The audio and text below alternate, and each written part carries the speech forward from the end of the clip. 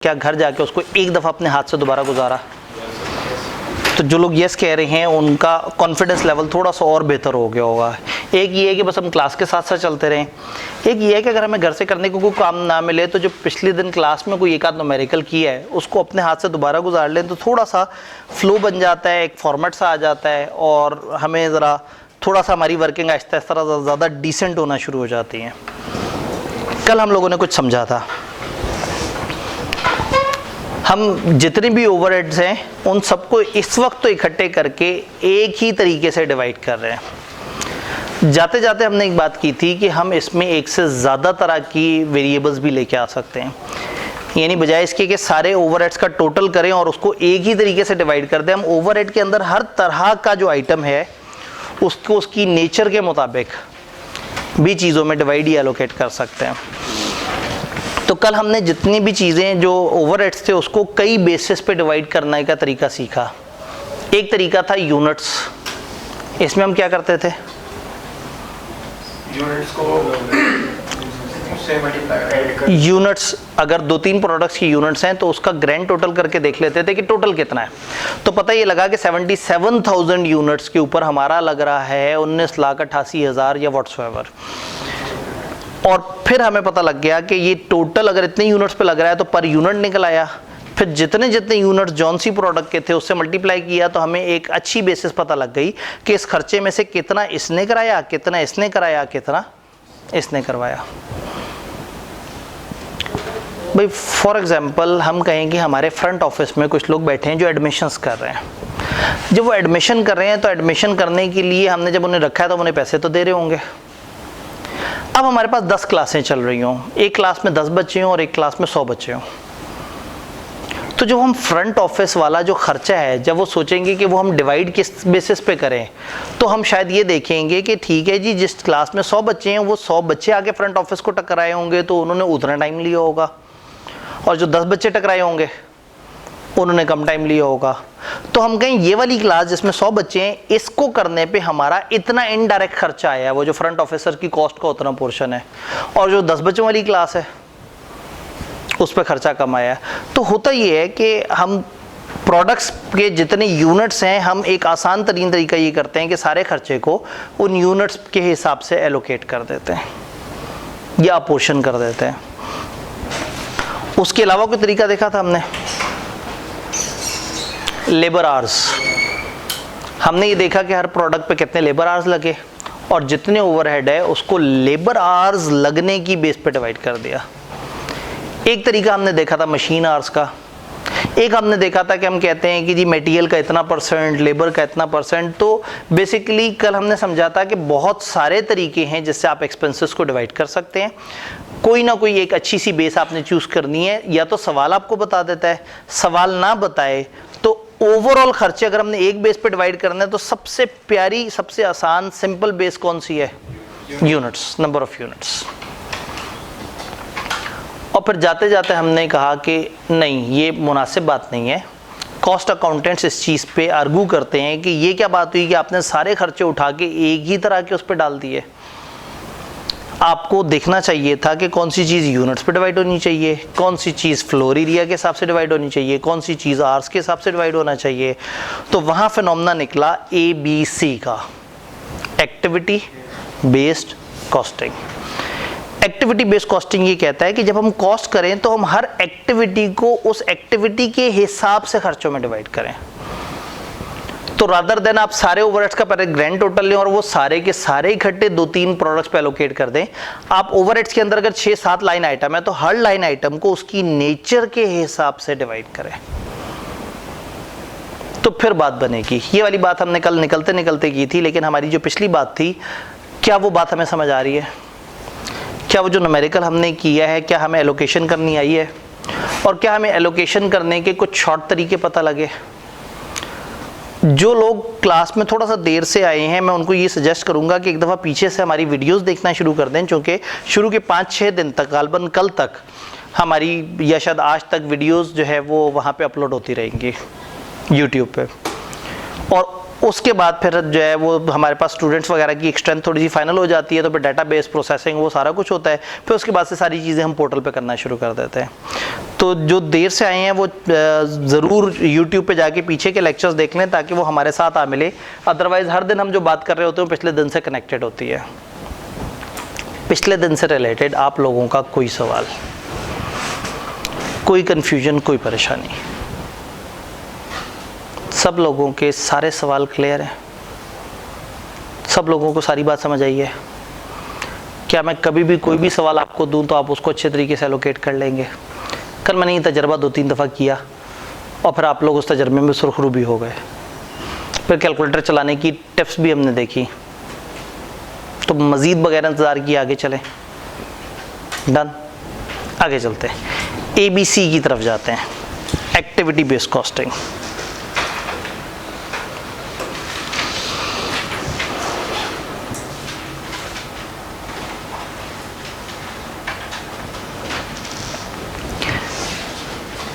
नहीं जी, मामला कुछ यहाँ पे आके ठहरा था। एक फीडबैक मुझे मिला था कि ऑनलाइन में थोड़ा सा इसकी विजिबिलिटी बेहतर होने वाली है, तो मैं एक आध दिन बाद कोशिश करूँगा कि ज़रा थोड़ा सा ज़रा ज़्यादा ये एक्सपेंड हुआ वो सामने वाले लोगों को विजिबिलिटी का मसला तो नहीं आ रहा, क्योंकि टीवी के पिक्सल्स वगैरह थोड़े बेहतर होते हैं प्रोजेक्टर की निस्बत, तो चीज़ें समझ आती हैं। लेकिन मैं कोशिश करूँगा कि हम कॉर्नर्स को साइड तक इस्तेमाल करें और उसको थोड़ा सा जितना जूम किया जा सके उतना, ताकि ज़्यादा से ज़्यादा नज़र आए। यहाँ पे मेरे पास खर्चे आ रहे हैं, फैक्ट्री रेंट, इक्विपमेंट की depreciation, insurance, heating and light, फिर कुछ इनडायरेक्ट मटेरियल का खर्चा है। लेकिन बहुत अच्छे लोग हैं, इन्होंने कह दिया डिपार्टमेंट ए पे इतना लगा, बी पे इतना लगा, सी पे इतना। इनका माथा चूम लेना चाहिए, क्योंकि हमें कैलकुलेशन नहीं करनी होगी, उतना ए में डाल देना होगा, उतना बी में और उतना सी में। लेकिन इस जालिम रेंट का क्या करें, इसको हमने ही खुद ही से सोच के ए, बी और सी प्रोडक्ट डिपार्टमेंट में डिवाइड करना होगा। इनडायरेक्ट लेबर भी इस तरह से दी हुई है, तो ये तो बहुत अच्छे वो है। इनडायरेक्ट लेबर और इनडायरेक्ट मटेरियल तक तो कहानी सीधी सीधी खुद ही से डिपार्टमेंट्स में डिवाइड हुई है कि ए पे इतना लगा, बी पे इतना लगा, सी पे इतना लगा।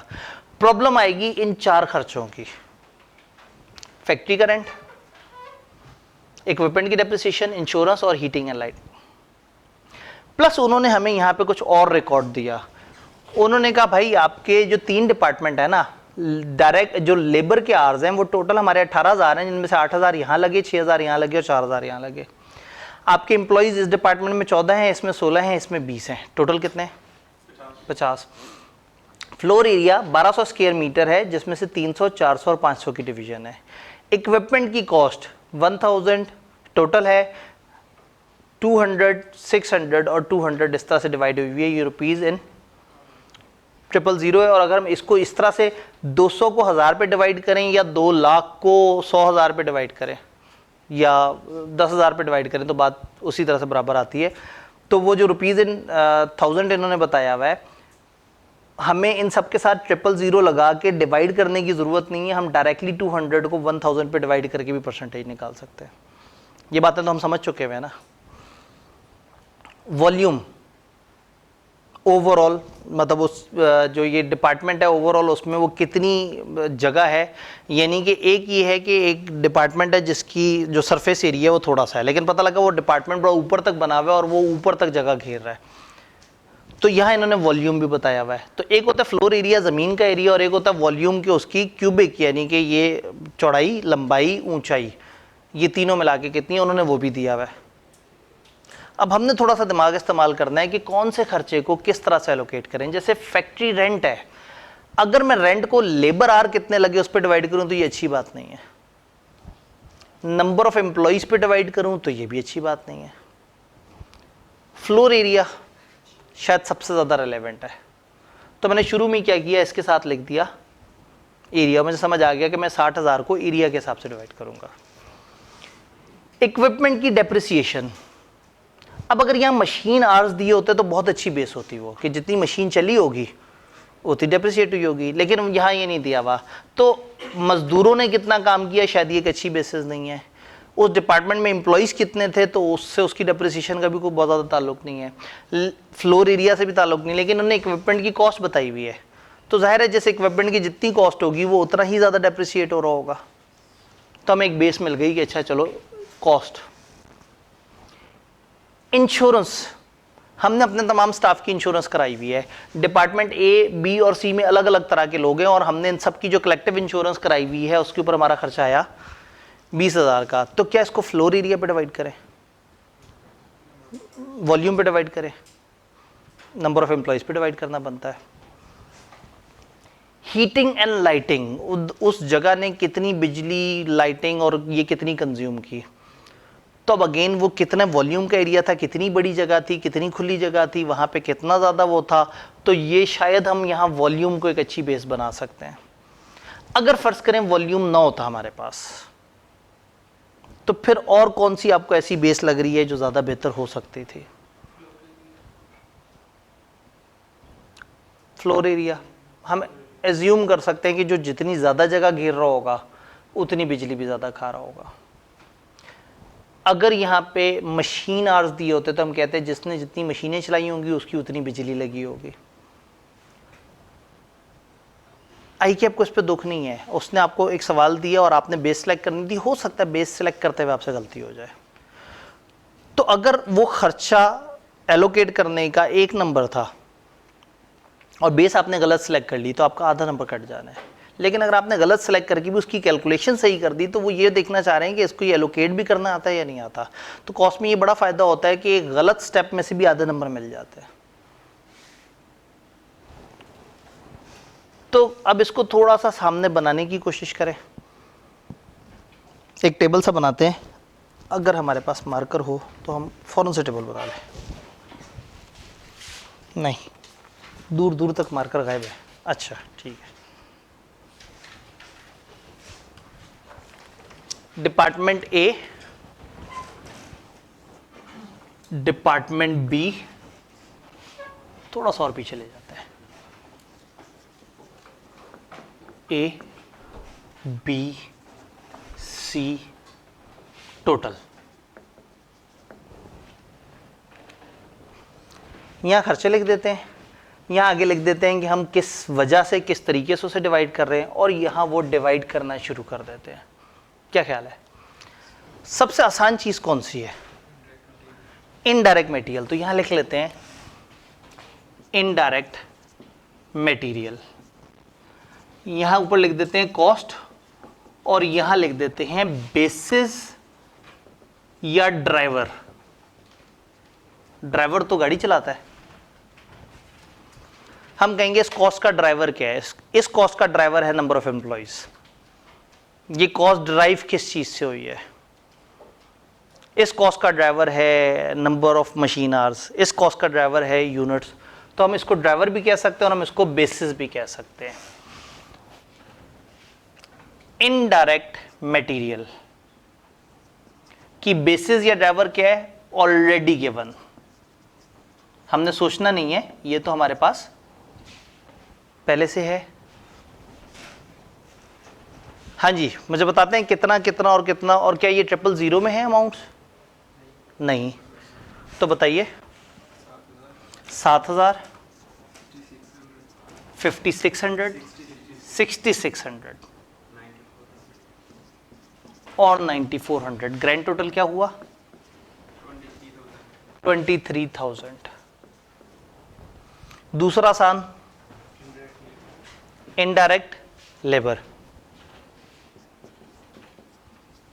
ऑलरेडी गिवन, कितना? 40,000, 27,000, 30,000, 20,000, और टोटल हो गया 87। कॉस्ट अकाउंटिंग के सवाल ना थोड़ा सा दिमाग इस्तेमाल करते हैं और बहुत सारी मुशक्कत इस्तेमाल करवाते हैं कि इधर से चीज़ें उठा के लिखते रहो, या पकड़ो, मल्टीप्लाई करो और लिखो, और बस कागज़ का पेट भरते रहो। सबसे पहले आते हैं हम अपने फैक्ट्री रेंट की तरफ। फैक्ट्री रेंट क्या बेसिस हमने चूज की थी? Floor area. तो यहां हम बेसिस में लिख देते हैं कि फ्लोर एरिया इसकी बेसिस है। अब याद है वो मशहूर ज़माना कैलकुलेशन, टोटल खर्चा कितना है? 60,000, 60 तो मैं यहाँ लिख ही दूँ ना, लगे आता हूँ। और इस 60,000 ने फ्लोर एरिया के हिसाब से डिवाइड होना है। फ्लोर एरिया टोटल कितना है? 1200। तो ये 300 के हिसाब से, ये 400 के हिसाब से, और ये तो वही हमारा जो मशहूर ज़माना 3, 4 और 5 है ना, 300 by 1200 multiply by 60,000, 400 by 1200 multiply by 60,000 और 500 बाय 1200 मल्टीप्लाई बाय 60,000। रिवायती तरीका जो सबसे इजी है एक्सप्लेन करना। कल हमने कोई शॉर्टकट तरीका भी इसका निकाल लिया था। हम एक ही दफ़ा क्या करते हैं, 60,000 को 1200 पे डिवाइड कर देते हैं, तो पर स्क्वायर फिट एक खर्चा सा आ जाता है। क्या है आपके पास? 50। तो बस अपने 50 को पकड़ के 300 से, 400 से और 500 से मल्टीप्लाई कर देना है। तो अमाउंट्स लिखते हैं, कितनी? 15,000, 20,000, 25,000। तो ऐसा ना हो कि वो कंफ्यूज हो, तो हम इसको ब्रैकेट में डाल दें ताकि समझ आ जाए कि भाई हमारी वर्किंग है। ये सिर्फ पहली दफ़ा आपकी तसल्ली के लिए वर्किंग लिखी है। वर्किंग कैसे हमें समझ आ रही है? तो फैक्ट्री रेंट के बाद दूसरे वाले भाई साहब कौन से थे? इक्विपमेंट की डेप्रिसिएशन। क्या बेसिस है? Cost of equipment. तो अब लंबी चौड़ी कैलकुलेशन भी नहीं पड़ता, हम पहले से ही वो काम कर लेते हैं। ये याद रखना है, ये हज़ारों में दिया हुआ है और ये रुपीज़ इन 000 है। तो जब मैंने इन दोनों को डिवाइड करना है तो मैंने इसको सीधा कर लेना है, यानी ये 1 मिलियन है और डेप्रिसिएशन कितनी है? 80,000। तो 80,000 को, और अगर हम उस कन्वर्जन में नहीं पढ़ना चाहते तो फिर हम इसको भी 200 सुने, इसको भी 600 सुने, इसको भी 200, ना इसको 2 लाख बोले ना इसको 1 मिलियन बोले। तो जहाँ 3 जीरो बचते हैं बचा लें। ठीक है जी, 80,000 को 1000 पे डिवाइड कर लें। फिर बहुत मुश्किल कैलकुलेशन, अक्सर लोग कैलकुलेटर यूज़ कर रहे हैं इसके लिए। 80,000 को जब 1000 पे डिवाइड करेंगे तो 80 आ जाएगा। इतना तो थोड़ा बहुत हम हौसला कर ही सकते हैं। कोई बात नहीं, आप लोग अशरफुल मखलूक़ात है और ये कैलकुलेटर भी एक मखलूक है, आप इससे ज़्यादा अफजल हैं। अगर कई दफ़ा सामने सामने की कैलकुलेशन है तो कर लिया करें हौसला, डर लगे तो 12 लेती आते हैं, चेक कर लिया करें। तो 80,000 को 1000 पे डिवाइड किया, एक पेचीदा कैलकुलेशन के पास हमारे पास जवाब आया 80 रुपये। अब 80 को हमने मल्टीप्लाई करना है 200 से, 600 से और 200 से। डन। कहीं कोई गड़बड़ तो नहीं कर रहा है?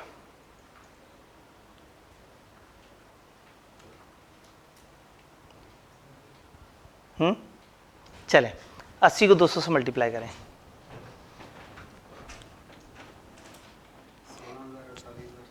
16,000,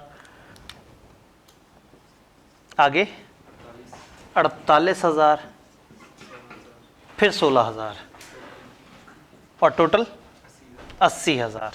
तो शुक्र हम कुछ गलत नहीं कर रहे थे।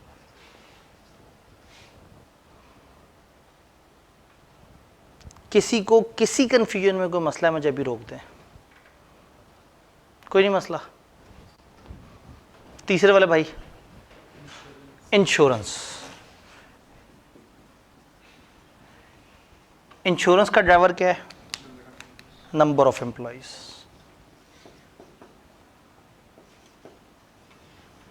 और टोटल नंबर ऑफ एम्प्लॉइज कितने?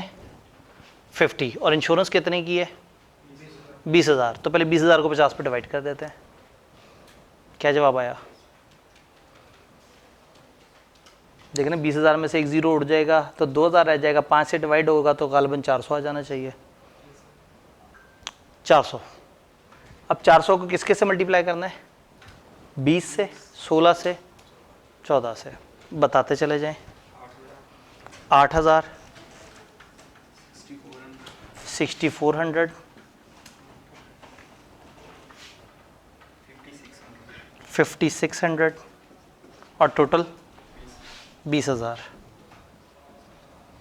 आखिरी खर्चा क्या बचा? Heating and lighting. क्या है उसका ड्राइवर? एरिया व वॉल्यूम। कितने नेक लोग हैं? ये भी 18,000 है और ये भी। कोई कैलकुलेटर पे डिवाइड तो नहीं करने के मूड में? 1 रुपया तो सीधा सीधा सा आ जाएगा। 8,000, 6,000 और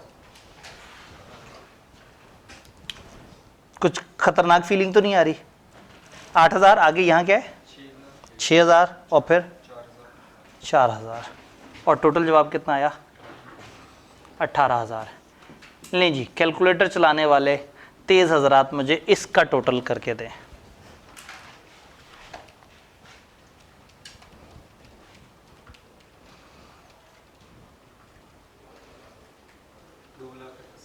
दो लाख 88,000। मुझे भाई पे बड़ी खुशी हुई, इन्होंने 000 इस्तेमाल नहीं किए। ऐसे ही है।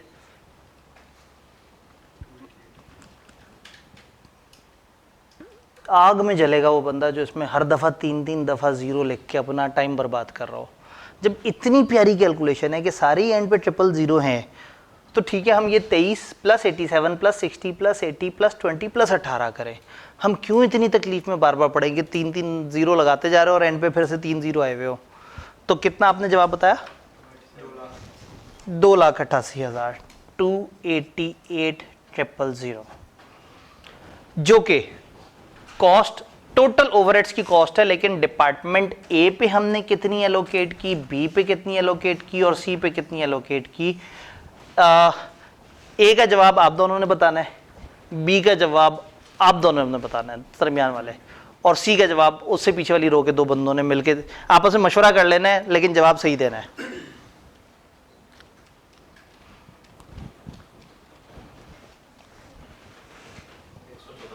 $114,000 बी का जवाब हमारे पास आ चुका हुआ है। अगर किसी ने एतराज लॉन्च करना है तो वो कर सकते हैं।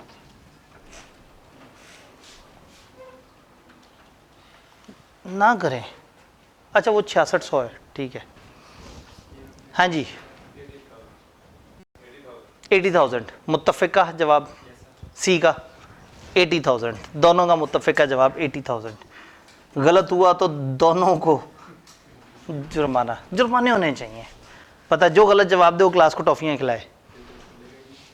हाँ जी, ए का जवाब 94,000। अब हम एक इंडिपेंडेंट इंसान से इसका टोटल करवाते हैं। किबला, इन 3 को ज़रा जमा करें। कैलकुलेटर है आपके पास? नहीं, आपका आज पहला दिन तो नहीं? ठीक है, हम पहले दिन से वाज़े और वाशगाफ ऐलान करते आ रहे हैं कि कैलकुलेटर बड़ा ज़रूरी चीज़ है। तो भाईजान आप एक दफ़ा इन 3 का टोटल करके मुझे बताएं, और अगर वो 288 से गलत निकला तो फिर बस फिर हम रुल जाएंगे। 288 अल्हम्दुलिल्लाह। टेक्निकली हमारे ओवरहेड्स जो कि मुतफरिक तरह के थे, हमारा कुछ मटेरियल छोटा मोटा लग रहा था, कुछ लेबर लग रही थी, कुछ रेंट था, कुछ डेप्रिसिएशन थी, कुछ इंश्योरेंस थी, कुछ हीटिंग एंड लाइटिंग थी। एक तरीका ये था कि मैं ये 288,000 पकड़ता और किसी भी एक फैक्टर की बेस पे कि हाँ भाई डिपार्टमेंट ए में इतने यूनिट हैं, बी में इतने हैं, सी में इतने, और इस 288 को डिवाइड कर देता।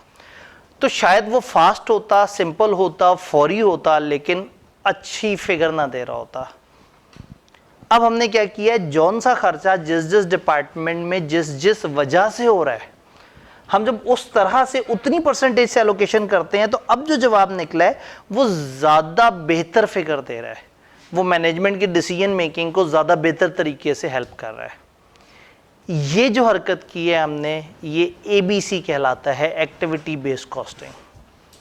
पेपर में तकरीबन इस चैप्टर से 60% ऑफ द सवाल इस तरह के आते हैं।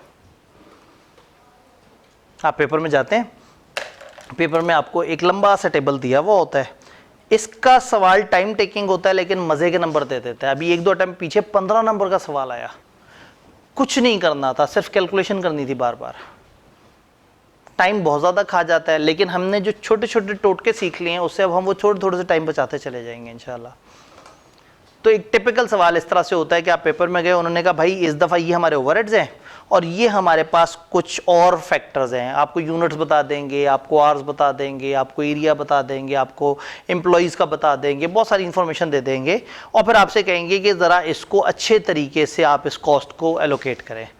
तो सबसे आसान तरीका है कि इस तरह का एक टेबल बना दिया जाए, लेफ़्ट पे सारे के सारे कॉस्ट के नाम लिख लिए जाएं, आगे एक दफ़ा सोच के अच्छी तरह से उनके ड्राइवर चूज़ कर लें और देन उसके बाद हर कॉस्ट पकड़ें और वो जो पहली कैलकुलेशन करें, वो जो टोटल वो वाला एरिया की कॉस्ट डिवाइडेड बाय उस एरिया का ये वाला टोटल है करके एक अमाउंट आ जाएगी, उस अमाउंट को मल्टीप्लाई करें। वो अमाउंट जो आपने स्टोर की हुई होगी ए में, जो आपने घर जाके तरीका सर्च करना था, किसने सर्च करके कुछ नया सीखा, कुछ को पहले से आता था, हम उन साहब की तरफ भी जाएंगे, लेकिन किसी ने सर्च करके इस नतीजे पे पहुंचा कि एक तरीका होता है कैलकुलेटर पे। जी, क्या तरीका होता है?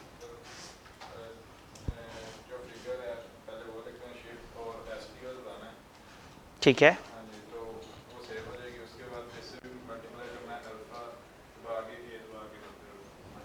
ठीक है। इन्होंने कहा कि जब भी एक फिगर आपने सेव करनी है, जो आंसर जब सामने आया हुआ है पहले उसे सामने लिख लें। यानी कि फ़र्ज़ करें आपने डिवाइड किया 60,000 को आपने डिवाइड कर दिया 1200 पे, एक जवाब आ गया, इज इक्वल टू दबाया, सामने जवाब आ गया। तो कैलकुलेटर आपको कुछ बटन्स जो कि ऊपर लिखे होते हैं वो तो बटन दबाने से फंक्शन होता है, और जो उसके ऊपर प्रिंट नहीं हुए होते, थोड़ा सा ऊपर करके नीचे लिखे हुए होते हैं, तो वो शिफ्ट दबाने से वो वाले फंक्शन आ जाते हैं। तो उन्होंने शिफ्ट एसक्यूएल दबा के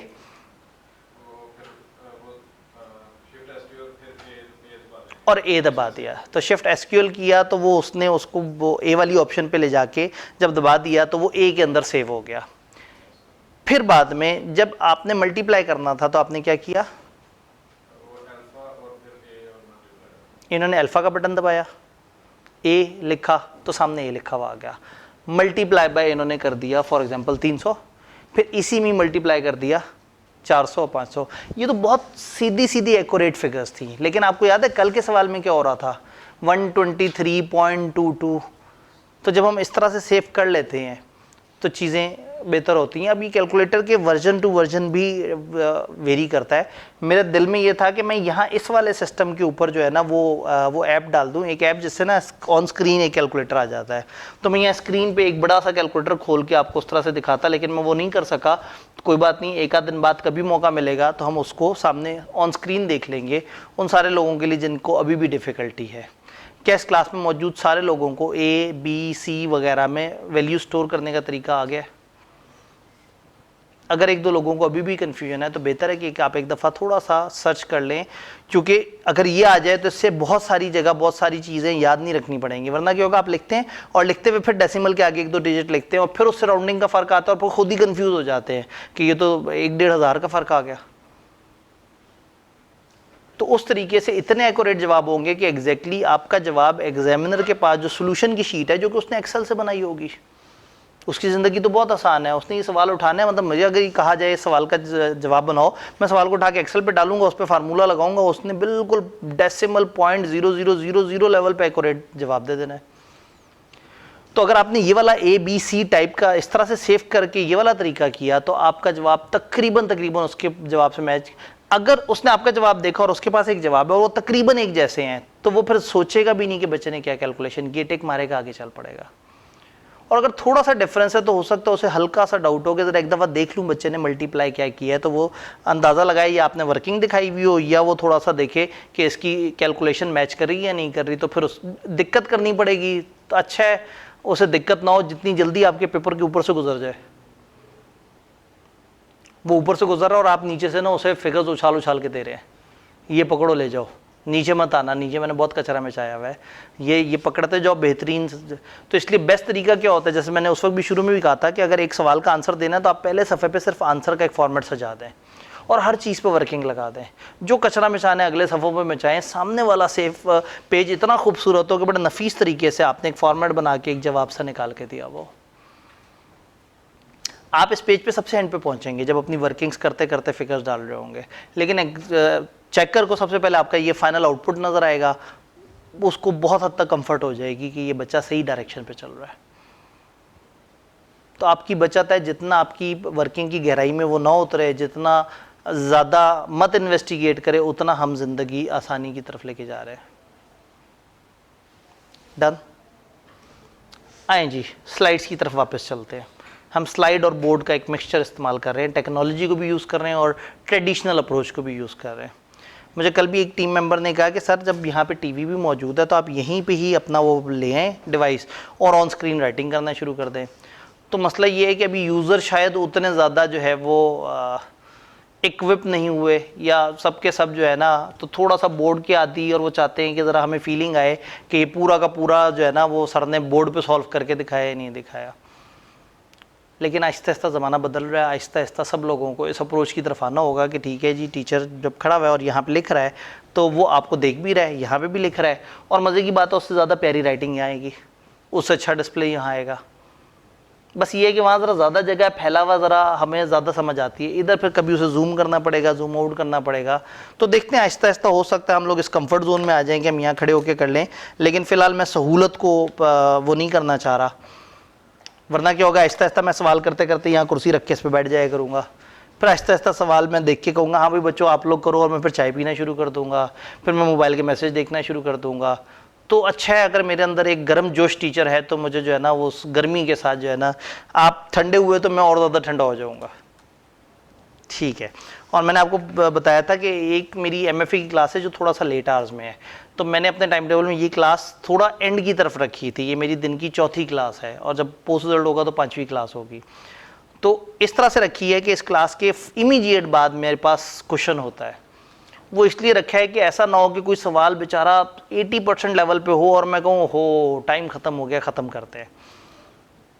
तो आप जहन में रखिएगा जो 4:15 का हमारा सिंबॉलिक टाइम है, ये कभी भी 4:30 तक जा सकता है, और अगर बहुत ही कोई अहम चीज़ चल रही हुई तो हो सकता है 4:45 तक चला जाए। लेकिन आज का काम जो होगा हम ख़त्म करके जाएंगे तो मज़ा आएगा। डन। क्या हमें ये टेक्निक समझ आई है? तो मुबारक को आपको एक पूरा चैप्टर समझ आ गया कॉस्ट अकाउंटिंग का, एक्टिविटी बेस्ड कॉस्टिंग।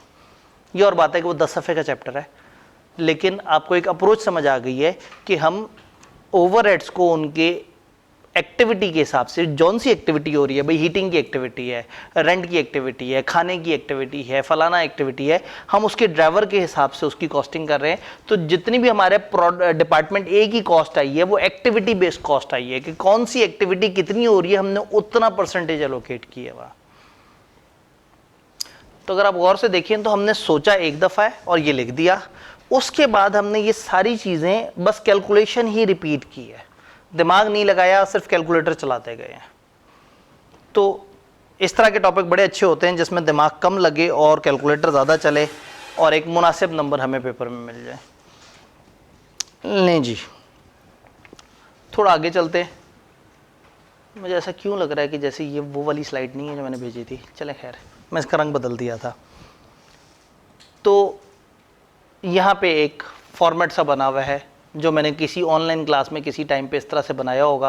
अब आपको समझ आ गया कि नहीं सर वो वाली ज़्यादा बेहतर है, ज़्यादा मज़ा आ रहा होता है। खैर ये असल में ब्लैक स्क्रीन थी जो कि बेचारी अचानक से सफ़ेद हो गई है।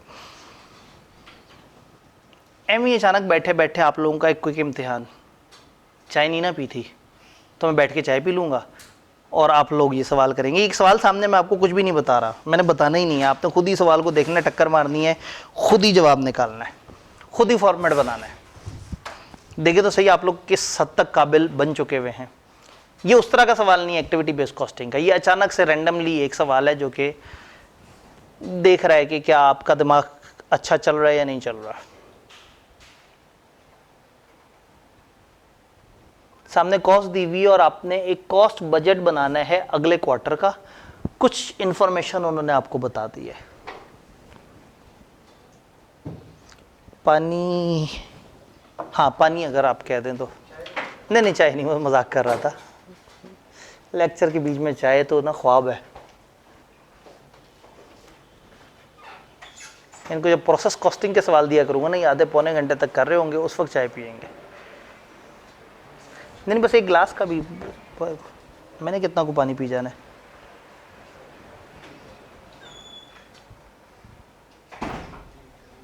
ये सवाल हमने वो मैथ वाली प्रैक्टिस के फ़ौरन बात करना था, लेकिन उस वक्त हमारे पास कम टाइम था और आवाम गायब हुई हुई थी, तो मुझे था कि थोड़े से तो लोग नज़र आने शुरू हों हमें।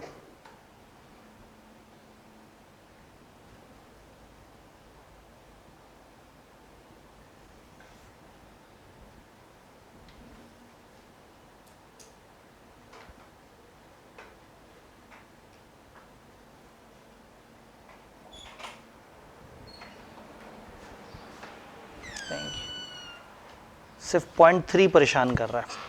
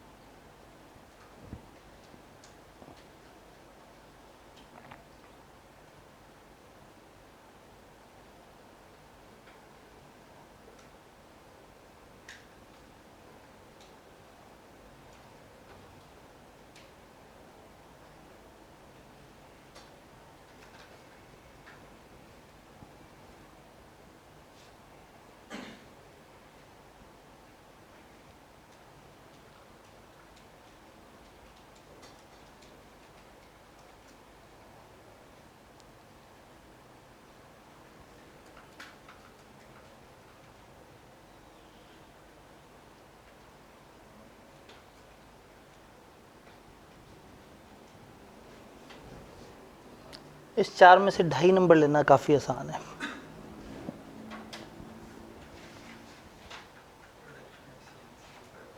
एक अजीब सी चीज़ है ना प्रोडक्शन एफिशिएंसी, उसको इग्नोर करके बंदा सवाल सॉल्व करके 2.5 नंबर ले और आगे चला जाए, बजाय इसके कि उस प्रोडक्शन एफिशिएंसी पे 10 मिनट तक सोच के टकरे मारता रहे।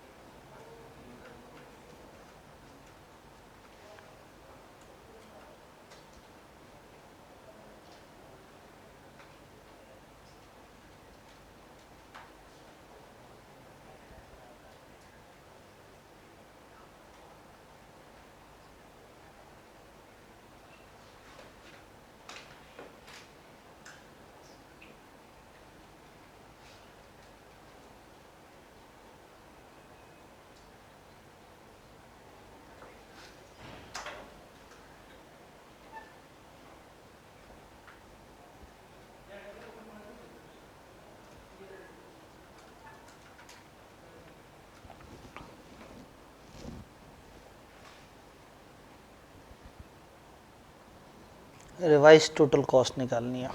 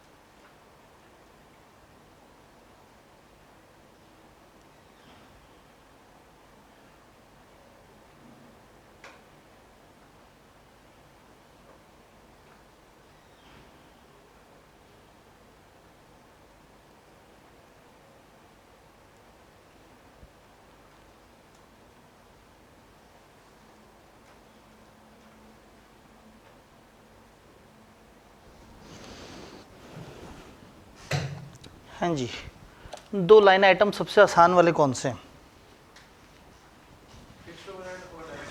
फिक्स ओवरहेड और डायरेक्ट मटेरियल, उसमें तो कोई साइंस नहीं है ना, तो पहले आसान काम शुरू करते हैं।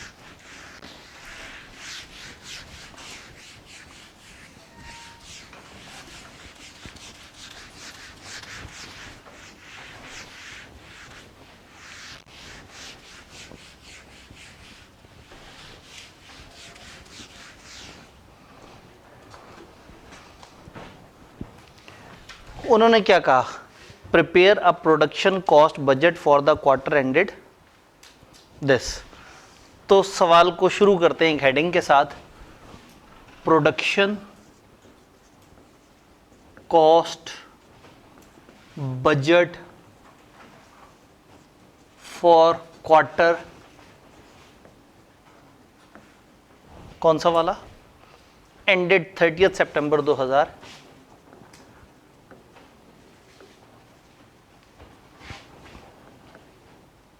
ये हम लोगों ने एक हेडिंग दी। सवाल में ही नॉर्मली कोई ना कोई फॉर्मेट सा दिया हुआ होता है, हम उठा के लिख लेते हैं। 4 चीजें हैं, डायरेक्ट मटेरियल,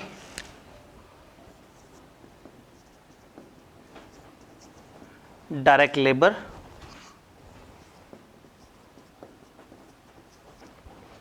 वेरिएबल ओवरहेड और फिक्स ओवरहेड। जहां ज्यादा खिचड़ी नहीं है हम फेस पे कैलकुलेशन कर देते हैं, और जहां खिचड़ी है वर्किंग लिख के वर्किंग में खेलते रहेंगे। डायरेक्ट मटेरियल 1,20,000 का पिछली दफा लगा, अब इस 1,20,000 में क्वांटिटी भी होगी और प्राइस भी, वो वाली याद है बातें, Q इंटू P वाली। प्रोडक्शन अगर हमारी 10% बढ़ जाए तो अब रिवाइज कितना खर्चा होगा? 1.1 से मल्टीप्लाई कर देंगे। तो हमने क्या कहा? हमने कहा 120,000 मल्टीप्लाई बाय 1.1, फासला देके एंड के करीब रखेंगे ताकि हमारे पास नीचे वाली कैलकुलेशन अगर बड़ी बनानी पड़े तो उसका मार्जिन हो। तो ये बन गया 1,32,000, 1,32,000। Fix overhead 45,000। फिक्स ओवरहेड के बारे में कोई इंफॉर्मेशन दी है? नहीं। तो फिक्स ओवरहेड कितने? 45,000। ज्यादा से ज्यादा आप यहां लिख सकते हैं गिवन, या जो ये वर्किंग वाली जगह यहां लिख सकते हैं गिवन या प्रोवाइडेड। अब डायरेक्ट लेबर निकालनी है। लेबर में फिर 2 चीजें होती हैं, आर होता है और रेट होता है। उन्होंने कहा रेट 25% से कम हो जाएगा। एक तरीका ये कि मैं रेट को पहले साइड पे ले जाऊं और उसको 25% से कम कर दूं, फिर आर्स को साइड पे ले जाऊं और रिवाइज आर्स निकालूं और इन दोनों जवाबों को मल्टीप्लाई कर दूं। लंबा तरीका है लेकिन शायद हमें एक्यूरेसी बेहतर मिल जाएगी। अगर मैं इकट्ठा कर रहे होंगे तो जरा हमें डर ज्यादा लग रहा होगा। दूसरा तरीका ये कि ग्रैंड टोटल पकड़ूं, इसी में ही रेट की एडजस्टमेंट भी मल्टीप्लाई कर दूं और इसी में ही आर्स की एडजस्टमेंट भी मल्टीप्लाई कर दूं। अच्छा, वेरिएबल का किस पे ताल्लुक है? वेरिएबल ओवरहेड किस बेसिस पे एलोकेटेड है? On the basis of direct labour hours. जितने लेबर आवर्स आएंगे हमारे पास उसमें, इसका मतलब है हमें आवर्स अलग से निकाल लेने चाहिए। करंटली वेरिएबल ओवरहेड है 70,000 के और डायरेक्ट लेबर की कॉस्ट है 75,000, और वेरिएबल ओवरहेड किसकी बेसिस पे आ रहे हैं? आवर्स। तो इसका मतलब है वेरिएबल ओवरहेड को जब मैं Q इंटू P में डिवाइड करूंगा तो एक नंबर ऑफ आवर्स होंगे और एक रेट होगा। क्या मैं अब वक्त निकाल सकता हूं एग्जिस्टिंग आवर्स निकाल सकते हैं? तो ये 75,000 को 4 पे डिवाइड कर दें, कितने आवर्स आए? 18,750 आवर्स। इसका मतलब है इतने आवर्स, और वेरिएबल ओवरहेड लेबर के आवर्स पे डिपेंडेंट है। तो अब मैं 70,000 को 18,750 पे डिवाइड करूंगा तो मुझे पता लग जाएगा कि वेरिएबल ओवरहेड एग्जिस्टिंग पर आर क्या लग रहा है? 3.73। तो एक बात तो हो सकती है कि मैं वेरिएबल ओवरहेड में लिख दूं रेट मल्टीप्लाई बाय आवर्स। तो क्या मैं यहाँ ये कैलकुलेशन यूँ बना सकता हूँ कि ये 75,000 डिवाइडेड बाय 4 मल्टीप्लाई बाय 70,000 या डिवाइड बाय 75,000 को 4 पे डिवाइड किया तो क्या आ गए आवर्स, और किसको किस पे डिवाइड करें तो रेट निकलेगा 70,000 को। तो इसका मतलब ये हुआ कि मैं यहाँ लिखूँ 70,000 डिवाइडेड बाय 75/4, या ज़्यादा आसान कर लूँ इसे, ये वाली कैलकुलेशन मैं कर लूँ और कहूँ 70,000 डिवाइडेड बाय जो हमारा रेट निकला था, तो ये आपका रेट है पर आर, मल्टीप्लाई बाय यहाँ आर्स आने हैं, वो उसी वर्किंग से ले आए जिस वर्किंग में इसके आर्स आने हैं।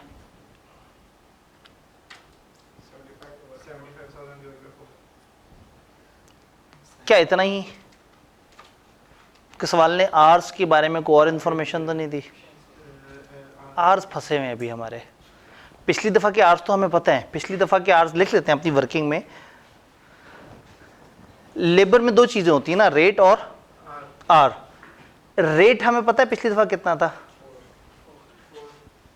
और उस रेट में कोई रिडक्शन हुई है 25%। तो फिर मैं क्या करूं, डायरेक्ट लेबर में मैंने कहा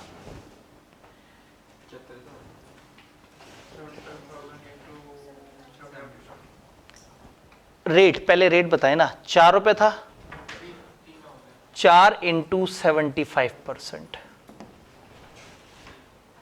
ये हमने रेट लिख दिया। यहां लिख देंगे हम आर्स, मल्टीप्लाई कर देंगे, तो मल्टीप्लाई बाय यहां आर्स और आर्स के साथ लिख दिया वर्किंग 1, और वही आर्स जो यहां आएंगे वो यहीं आएंगे, तो इधर भी क्या लिख दिया वर्किंग 1, और वर्किंग 1 की ही नहीं, और सवाल छोड़ के निकल गए और 2.5 नंबर लेके फख्र महसूस किया।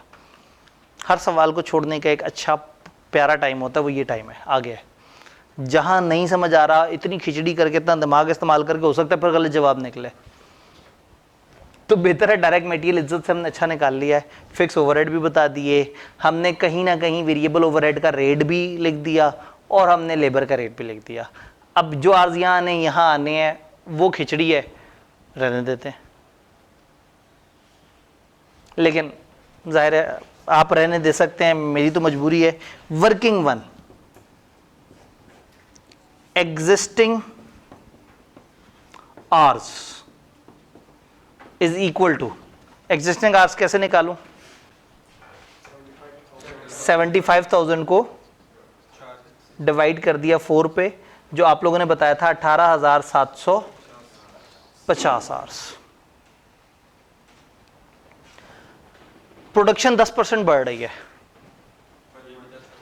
तो 10% आवर्स हमें और लगाने होंगे, तो revised hours for more production is equal to 18,750 multiply by 1.1। क्या जवाब आया 20,600।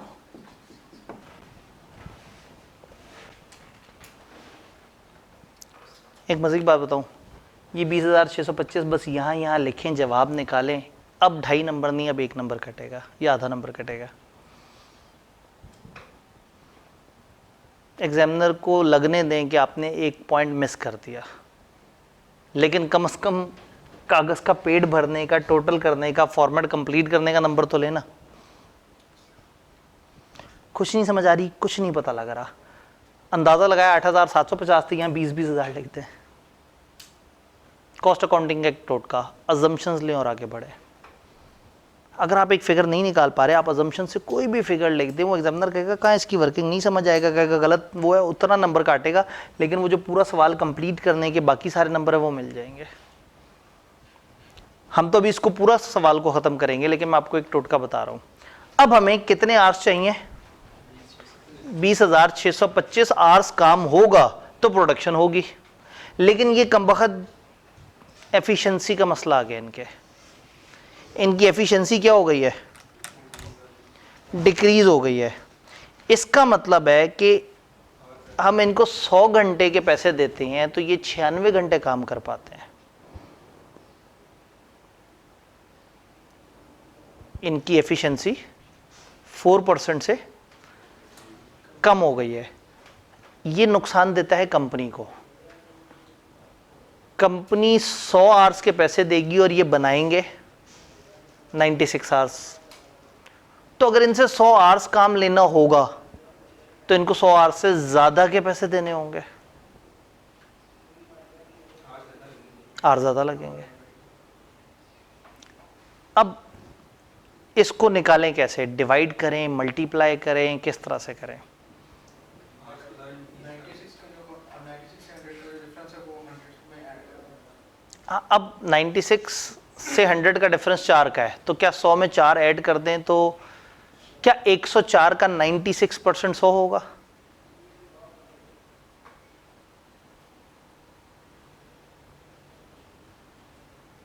ये तो अजीब सी पेचीदा सी सिचुएशन आ गई। थोड़ा साइड पे इस मामले को, इस मुद्दे को डिस्कस कर लेते हैं। यहाँ पे भी वैसे हमारे पास थोड़ी सी जगह है।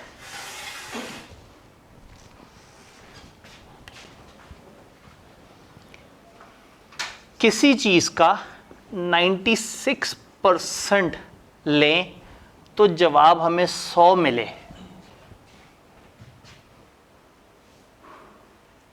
तो x कैसे निकालेंगे? डिवाइड कर दें। जरा जवाब निकाल के मुझे बताएं।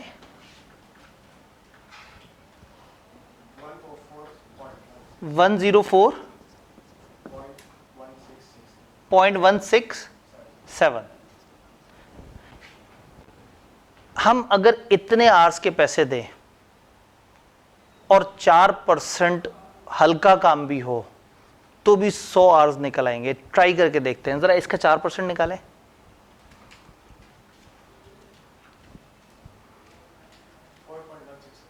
4.167। जब माइनस करूं तो मेरे पास, इसका मतलब है कभी भी हमारे पास इस तरह का मुद्दा आए तो उसका एक टोटका हमें समझ आ गया। यानी हमने खर्चा करना है ज़्यादा और उसमें से जो एफिशिएंसी ख़राब हुई हुई है उसका इम्पैक्ट माइनस होके हम तक पहुंचेगा कम। यानी ये 100 जो है ये 96% है किसी का। तो हमने क्या किया, 100 को 96% से डिवाइड कर दिया। यहां पे भी कुछ इसी तरह का मसला आया हुआ है। मुझे चाहिए 20,625 आवर्स चाहिए, तो कुछ 100% आवर्स के मैं पैसे दूंगा, उसमें से 4% ज़ाया हो जाएंगे और ये 96% ऑफ आवर्स हैं। दोबारा सुन लें, हम 100% आवर्स के पैसे देंगे, उसमें से 4% हो जाएंगे ज़ाया, तो हम इस्तेमाल कितने परसेंट कर सकेंगे? 96%। तो ये जो ये आवर्स हैं ये 96% ऑफ कुछ ज़्यादा आवर्स हैं। तो अगर मुझे वो वाले आवर्स निकालने हैं, इसको 96% से डिवाइड कर दूंगा। मैथ करते हुए हमने एक सवाल किया था जिसमें एक लॉस था। वो कह रहे थे आपको 1% लॉस होगा, आप जितना खरीदेंगे उसमें 1% लॉस हो जाएगा। तो एक भाई ने कहा था सर इसका मतलब हम इसको 0.99 से डिवाइड कर दें। मैंने कहा हाँ करेंगे ऐसे, लेकिन अभी नहीं, हम थोड़ा सा आगे चल के ये वाली चीज़ भी समझेंगे कि जब एफिशिएंसी कम होती है, जब लॉस हो जाते हैं तो किस तरह से। क्या ये 96 से डिवाइड करने वाली बात समझ आ रही है? तो अगर उन्होंने कहा है कि हमारी एफिशिएंसी 4% से कम हो गई है, तो इसका मतलब अब हम 100% खर्चा करते हैं या 100% आवर्स के पैसे देते हैं, लेकिन निकलते 96% आवर्स हैं और मुझे इतने आवर्स चाहिए ही चाहिए। तो अगर मैं इतने आवर्स के पैसे दूंगा और 4% एफिशिएंसी आउट हुई तो मेरी तो प्रोडक्शन हो ही नहीं सकती। तो मैं वो प्रोडक्शन इनएफिशिएंसी का जब मार्जिन इसमें ऐड करूंगा,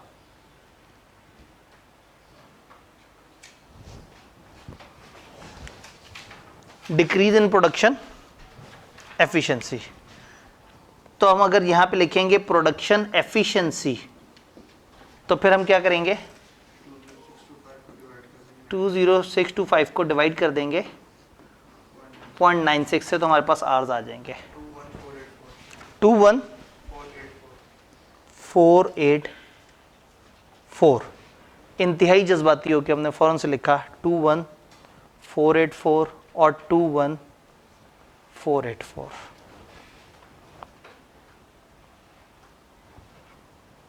और अब हमारे पास जवाब आ जाएगा।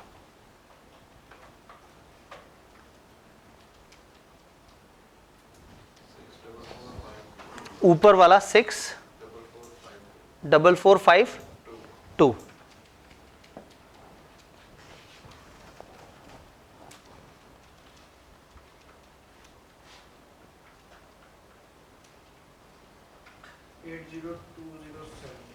Eight zero to zero 8020। तो ग्रैंड टोटल कितना बना,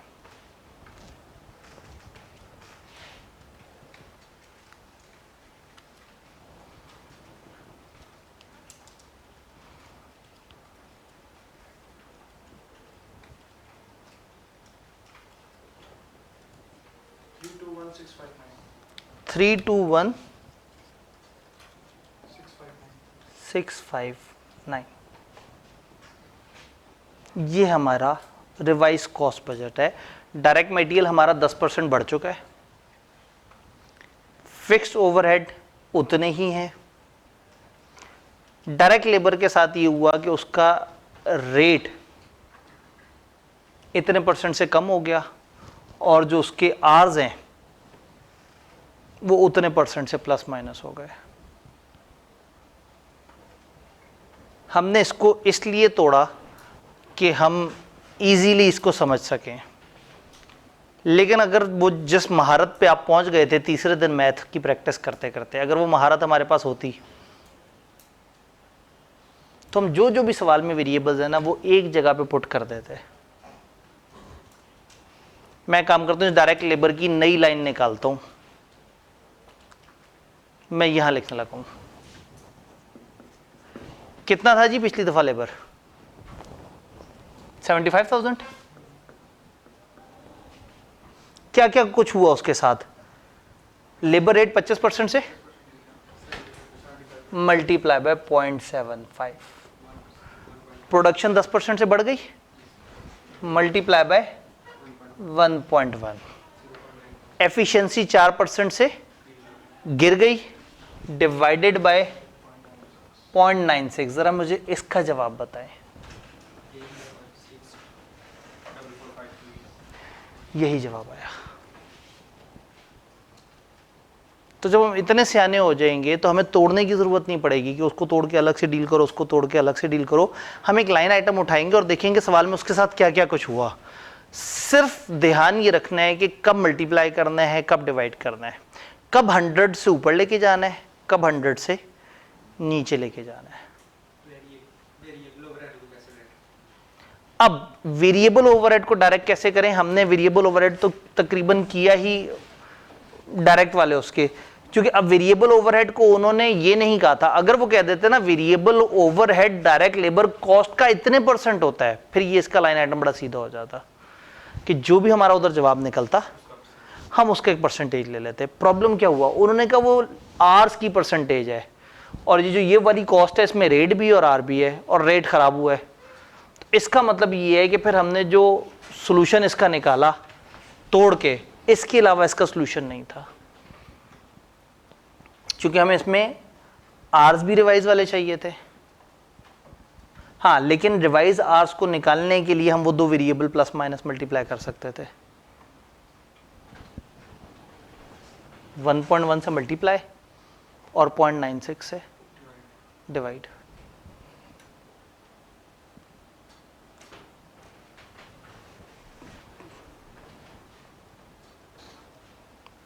करके देखिए जरा। ये दो वेरिएबल ज़रा प्लस माइनस करके देखें। ट्रैक करने की कोशिश कर लेकिन ट्रैक नहीं हो रहा। देखिए एक बात होता है, वेरिएबल कॉस्ट पिछली दफ़ा से 10% बढ़ जाएगी, 70,000 मल्टीप्लाई 1.1 हो गया। ठीक है, आपने 1.1 से मल्टीप्लाई कर दिया, इतने से बढ़ जाएगी।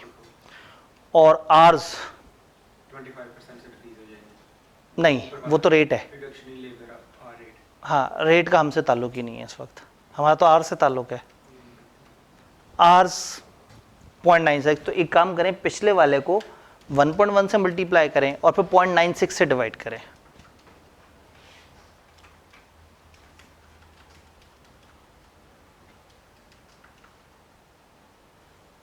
ठीक है, कमाल हो गया, यही मैंने जादू।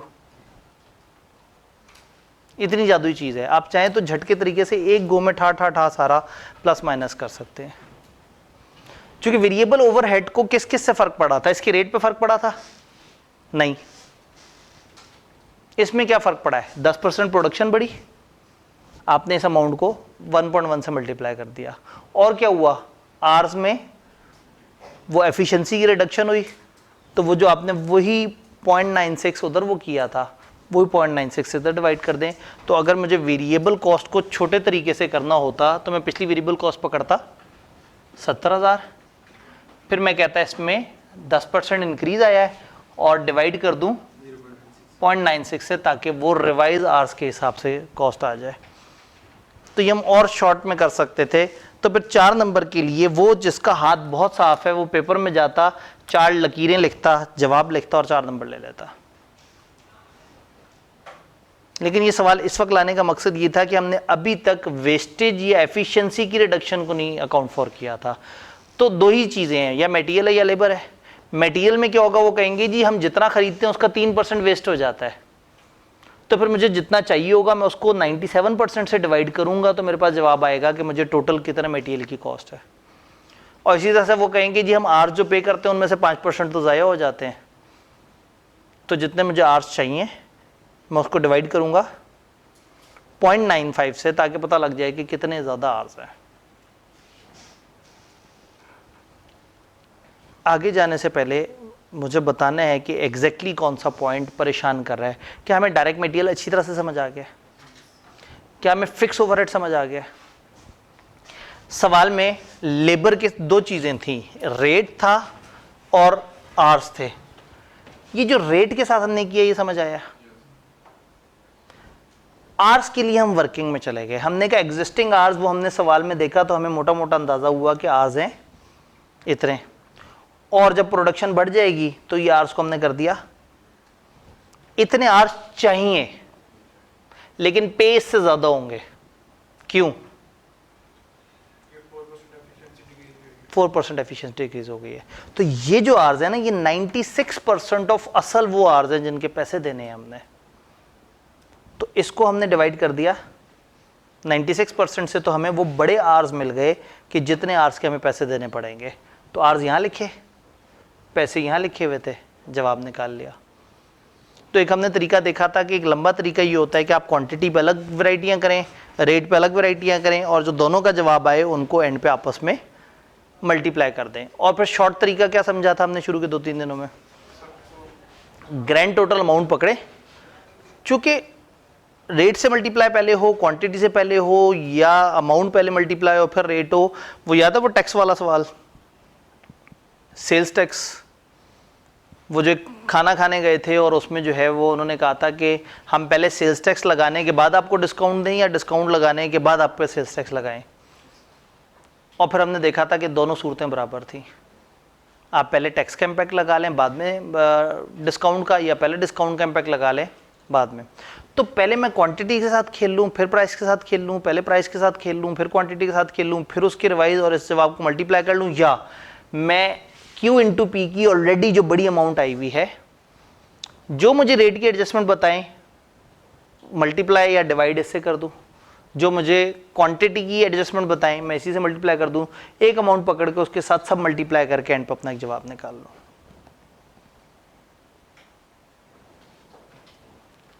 क्या ये बात कुछ कुछ समझ आई? और इस सवाल में एग्जैक्टली किस जगह कंफ्यूजन है?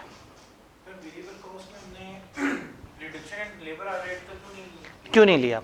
सवाल ने हमें, अगर वो कह देता ना variable overheads are dependent on labour cost, या वो लेबर कॉस्ट की खास परसेंटेज है, फिर तो बहुत आसान काम होता। मैं 70,000 को 75,000 पे डिवाइड करता तो मुझे पता लग जाता कि हमेशा मेरी जितनी भी लेबर होगी उसका इतने रुपए वेरिएबल कॉस्ट होगी। वो जालिमों ने कह दिया कि variable overhead are allocated to production on the basis of direct labour hours, वो सिर्फ आवर्स पे डिपेंडेंट है। तो इसलिए इस वाले में मैंने फिर रेट वाली एडजस्टमेंट का जिक्र नहीं किया। मैंने कहा ये 70,000 थे पुराने आवर्स पे, जो आवर्स की एडजस्टमेंट थी मैंने यहाँ डाल दी, लेकिन जो रेट की एडजस्टमेंट थी उसको कवर नहीं किया। और ये झटका तरीका ये तब है जब हमारा हाथ बहुत साफ हो जाए, नहीं तो ये बात तो समझ आ गई ना कि हमने अंदाजा लगाया कि 70,000 कॉस्ट इतने आवर्स पे, तो इतना पर आवर हमारी वेरिएबल ओवरहेड की कॉस्ट हमने रखी हुई थी, जो रिवाइज आवर्स है हमने उससे मल्टीप्लाई कर दिया तो हम जवाब पे पहुंच गए। तो हम ये टुकड़े में करें या एक झटके में कर दें, दोनों तरह से जवाब बराबर आ रहा है। तो एक टाइम आएगा कि सवाल में इतनी छोटी छोटी चीज़ें होंगी कि हम ये टुकड़ों वाला कॉन्सेप्ट ही छोड़ देंगे। हम यहाँ एक लंबी सी लाइन बनाया करेंगे और उसमें वो सारी चीज़ें मल्टीप्लाई कर दिया करेंगे। जैसे याद है वो जो हमने एक बड़ा सवाल किया था, मटेरियल 10% कम हो रहा है, वो इतने परसेंट बढ़ रहा है, इन्फ्लेशन इतने परसेंट बढ़ रही है, रेट इतना कम हो गया, फलाना इतना हो गया, उन सबको मल्टीप्लाई करते गए तो एक जवाब तक पहुंच गए थे। और कोई सामने दी गई इंफॉर्मेशन में परेशानी?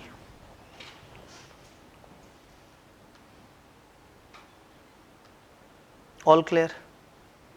पक्का? फिर सोच लें, क्या वही सवाल दोबारा कर सकते हैं? वो वाला सवाल, वो जब हमने बेसिक मैथ वाला किया था। अब हम अभी थोड़ी परेशान है, असल में कुछ ऐसे लोग हैं जो मैथ वाले लेक्चर्स में नहीं आए थे। आपने एक दफ़ा कोशिश करनी है कि जो हमारे बिल्कुल शुरू के पहला ओरिएंटेशन था और उसके अगले दो जो लेक्चर थे उसमें हमने बेसिक मैथ, कब हमने मल्टीप्लाई करना है, कब हमने ज़्यादा से मल्टीप्लाई करना है, कब हमने कम से मल्टीप्लाई करना है, फिर शॉर्टकट सीखे थे अलग अलग कैलकुलेशंस के साथ क्या करना है, या एक दफ़ा एक लाइन में सारी कैलकुलेशन से क्या करना है। उसको ज़रूर अटेंड करें ताकि फिर उनको इस वक्त कैलकुलेशन में थोड़ी तेज़ी हो। ये हमने ओरिजिनल मिस्टर आई कैप का 2011 का क्वेश्चन 3B किया है। ये उस ज़माने का सवाल है जब कॉस्ट अकाउंटिंग बला पेपर होता था, बड़ा जालिम पेपर होता था। ये ग्रुप बी का, अब उस वक्त तो ग्रुपिंग भी नहीं होती थी, ये तकरीबन सबसे आखिरी पेपर्स में से एक था। इसको कैफ 8 कहते थे, 9 पेपर होते थे और 8वां पेपर ये होता था। तो उस टाइम पे मुश्किल पेपर आया करते थे। तो ये उस ज़माने का एक सवाल हमने किया जिसमें सिर्फ इस एफिशिएंसी ने काम ख़राब किया, और वो भी इसलिए किया कि हम पहली दफ़ा इस तरह की चीज़ देख रहे थे। अब आइंदा इस तरह का सवाल होगा तो हम फ़ौरन से कर लेंगे। और फिर भी 4 में से 2.5 नंबर लेना आसान था। तो समटाइम क्या होता है, आप ऊपर के उस 1-1.5 नंबर के लिए 20 मिनट तक टकरे मारते रह जाते हैं, और उसके बाद भी जो जवाब निकालते हैं वो कई दफ़ा गलत होता है। तो हमने एक आदत डेवलप करनी है, जब हमारे पास पेपर में ज़्यादा सवाल होंगे तो हम एक सवाल को खास लेवल तक करेंगे, और जब हमें लगेगा बहुत पेचीदगी ऐड होने वाली है, उस पेचीदगी से मिलने 2 नंबर 1.5 नंबर है और टाइम लग जाना उस पर 15 से 20 मिनट का, तो ऐसे में वो 15-20 मिनट संभाल के किसी और इसी तरह के 5-6 नंबर के सवाल में से 3-4 नंबर कमा लेने हैं। समझ रहे हैं? इसका ये मतलब नहीं कि मैं सवाल पूरे नहीं कराऊंगा, मेरी तो मजबूरी है कि मैं पूरे कराऊंगा, लेकिन मैं आपको बता रहा हूँ कि बीइंग स्टूडेंट, अगर आपके पास पेपर में टाइम कम है, सवाल ज़्यादा हैं, तो आप जब वो बहुत पेचीदा होने लगे तो आप उस वक्त उसमें से निकल लें। 1-2 नंबर का फ़र्क पड़ेगा, लेकिन आपका टाइम बचेगा और वो आप किसी और सवाल से अच्छे नंबर ले लेंगे। वापस आते हैं हम ओवरहेड्स की तरफ। अगर इस तरह का एक सवाल आपके सामने हो,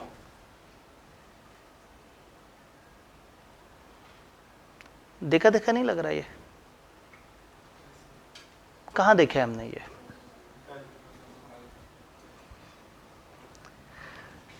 अब कल तक हम सिंगल रेट पे चल रहे होते थे, अब हम बड़े हो गए, अब हम मल्टीपल तरह के उस पे आ गए हैं। एक कंपनी है जो कि बनाती है अल्फा, बीटा और गैमा। मैनेजमेंट ने कुछ रिजर्वेशंस मैनेजमेंट की हैं on the method of costing. तो कॉस्ट अकाउंटेंट ने रिव्यू किया रिकॉर्ड को और फॉलोइंग इंफॉर्मेशन आपको दी है। determine factory overhead cost per unit for products alpha, beta and gamma by using single factory overhead rate based on direct labor hours। कितने प्यारे लोग हैं। उन्होंने कहा कि ये ओवरहेड्स का वो जो सिंगल रेट वाला आपको तरीका आता है, याद है सिंगल रेट वाला, टोटल ओवरहेड किए और उसको किसी एक बेसिस पे तीनों प्रोडक्ट्स पे डिवाइड कर दिया। कल तक तो हम ये करते थे ना, आज तो अब हम क्या कर रहे हैं, हर ओवरहेड को उठा उठा के अलग अलग तरीके से डिवाइड कर रहे हैं। तो और वो कौन सा एक तरीका उन्होंने बताया, डायरेक्ट लेबर आवर्स। अगर मैं आपको याद कराऊं तो कल हमने ये वाला पोर्शन किया हुआ है। कल जब मैंने आपको सवाल दिखाया और हमने वो किया और वो हो गया तो मैंने आपको बताया था कि कितना मजा आया कि मैं आपको बताऊं कि ये पास पेपर का सवाल है। लेकिन इस दफा उन्होंने वैरायटी की। उन्होंने कहा recalculate the factory overhead cost per unit for each product by allocating individual expenses on the basis of specific utilization of related facility. यहाँ पूरा नहीं लिखा आ रहा, यानी वो कह रहे हैं कि एक तो सिंगल वाले तरीके से करो और एक करो एबीसी वाले तरीके से। अब देखते हैं एबीसी वाले तरीके से हमें डायरेक्ट मटेरियल, डायरेक्ट लेबर, ये तो ओवरहेड है ही नहीं, इनको तो साइड पे कर दें। हमने ओवरहेड जब निकालने हैं तो indirect wages, machine maintenance, store, quality control, fuel and power, depreciation, insurance, plant and machinery की इंश्योरेंस, बिल्डिंग की store spares, rent, rate and taxes. अब ये वो खर्चे हैं जिनको हमने डिवाइड करना है। बेसिस हमारे पास क्या क्या है, फैक्ट्री स्पेस की यूटिलाइजेशन दी हुई है, कॉस्ट ऑफ मशीन दी हुई है, स्टोर्स की कंजम्पशन दी हुई है, नंबर ऑफ यूनिट्स इंस्पेक्टेड दिए हुए हैं। तो थोड़ा थोड़ा सा अंदाजा लगाने की कोशिश करें। ये जो वेजेस मशीन मेंटेनेंस वाली है इसको किस बेस पे डिवाइड करें। चार तरह के हमारे पास वो ऑप्शंस है जी। कॉस्ट ऑफ मशीन, उन्होंने कहा जी मेंटेनेंस जो है हमारे पास मशीनरी से रिलेटेड कॉस्ट ऑफ मशीन मौजूद है, तो इसको हमने कर लिया चलें जी कॉस्ट ऑफ मशीन के हिसाब से। स्टोर्स के जो वेजेस हैं उसको किस बेस पे डिवाइड करें, स्टोर कंजम्पशन, लफ्ज भी मैच कर रहा है, कर देते हैं। क्वालिटी कंट्रोल को नंबर ऑफ यूनिट्स इंस्पेक्टेड। सिर्फ वाहिद जगह जहां अकल इस्तेमाल करनी है वो ये है, आगे तो कैलकुलेटर इस्तेमाल करना है। क्लीनिंग और related services, factory space, okay. Fuel and power,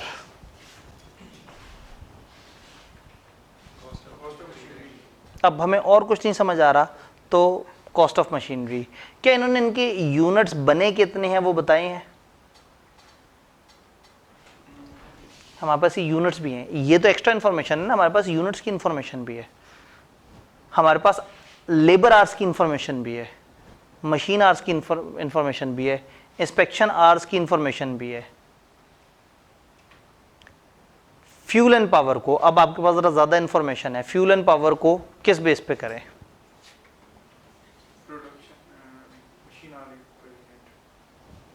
machine our per unit पे भी कर सकते हैं और हम कर सकते हैं कॉस्ट ऑफ मशीनरी के हिसाब से भी, जिस तरह से आप सोच रहे थे।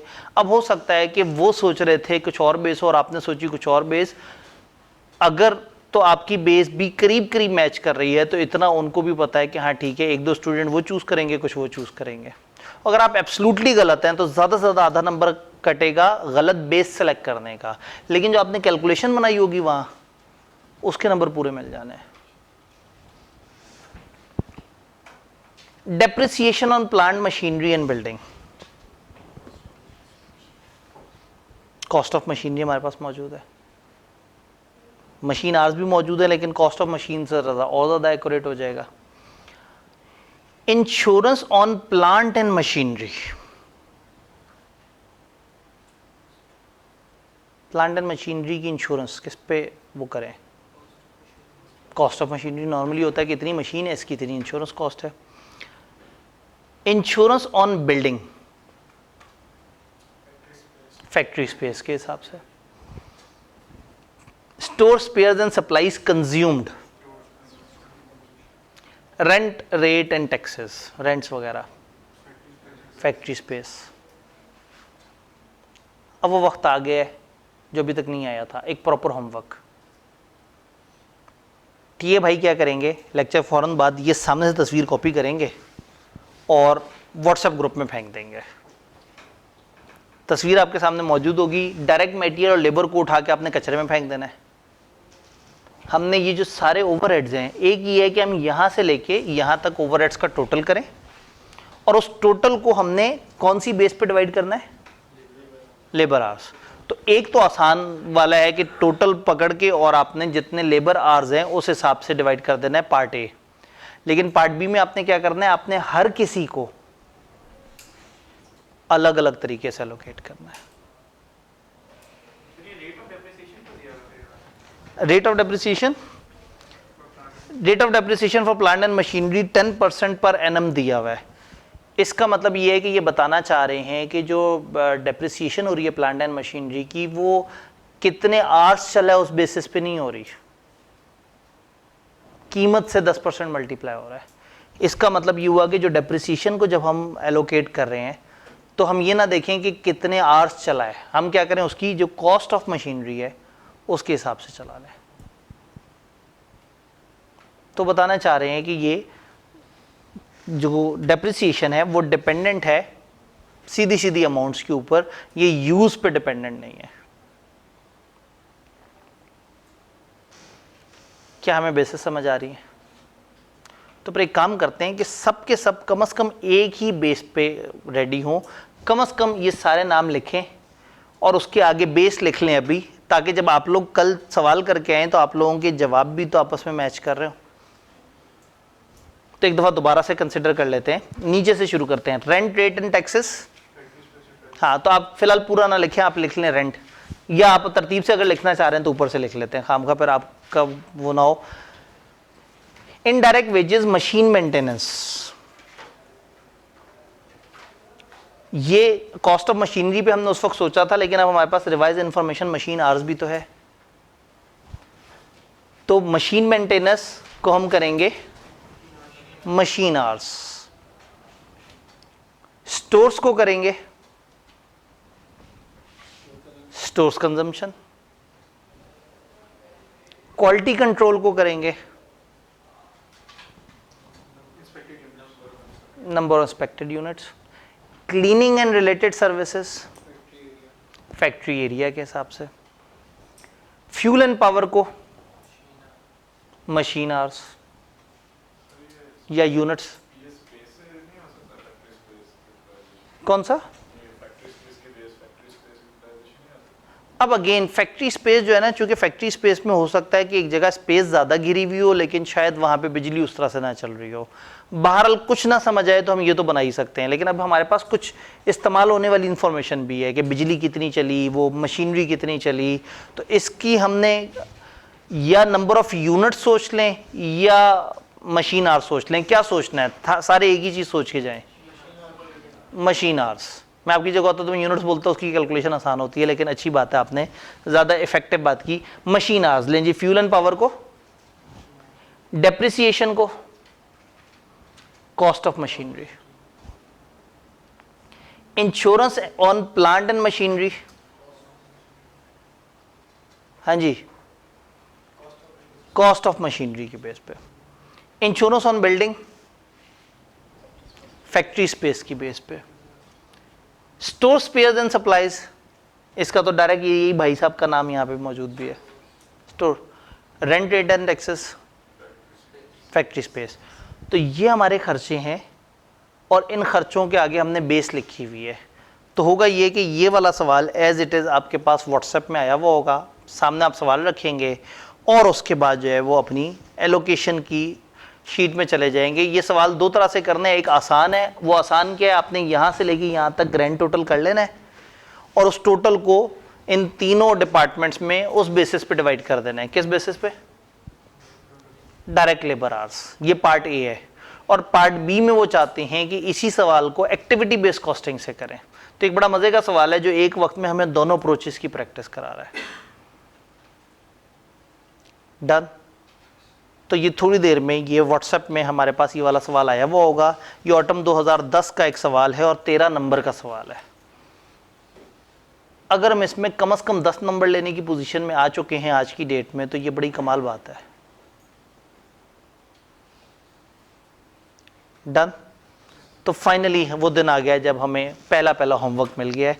आप होमवर्क करके आएंगे तो फिर शायद मैं इसका सॉल्यूशन सामने स्क्रीन पे दिखाऊं, हो सकता है हम इसको ऑन बोर्ड करें, और हो सकता है कि अगर जवाब मैच कर रहे हैं तो हम सिर्फ मोटी मोटी फिगर सामने लिख लें। तो ये डिपेंड करता है आप सब लोगों की एक्यूरेसी पे। तो अब आज लाजमी आपने घर जाके इस सवाल को करना है। जो पिछला सवाल है वो बेशक उसको दोबारा रिपीट ना कीजिएगा, लेकिन ये वाला सवाल अब आपने घर से करके आना है। डन। मिलते